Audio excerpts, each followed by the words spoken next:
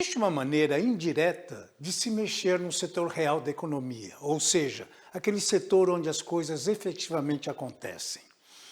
Essa maneira de interferir no setor real da economia chama-se política monetária. E quando a gente fala de política monetária, é justamente a ação do Banco Central para corrigir os destinos da atividade econômica. E nessa política monetária existem dois instrumentos: a taxa de juros e a quantidade de moeda física que circula na economia. Ora, por que eu estou falando disso? Por uma razão muito simples. Recentemente, o Banco Central brasileiro, mais especificamente o Comitê de Política Monetária, decidiu manter a taxa de juros no patamar de 15%.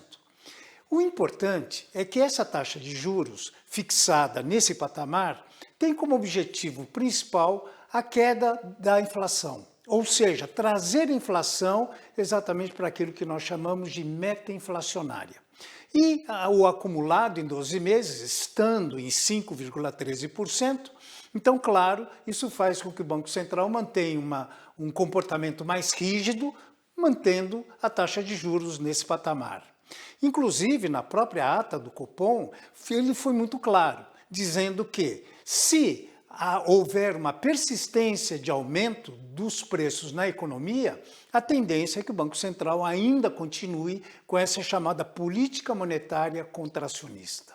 Por outro lado, lá nos Estados Unidos, o Comitê Federal de Mercado Aberto, também conhecido como FONC, ele reduziu a taxa de juros para 4,25. Isso depois de manter a taxa de 4,5 durante um bom tempo.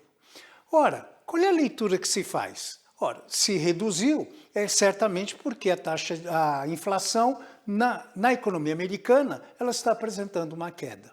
Mas não é bem isso que a gente observa, porque contrariando uma lógica macroeconômica que, à medida que a inflação sobe, há necessidade de se manter ou elevar a taxa de juros, nos Estados Unidos nós vimos exatamente um comportamento contrário, ou seja, perspectiva de aumento da inflação e reduzindo a taxa de juros.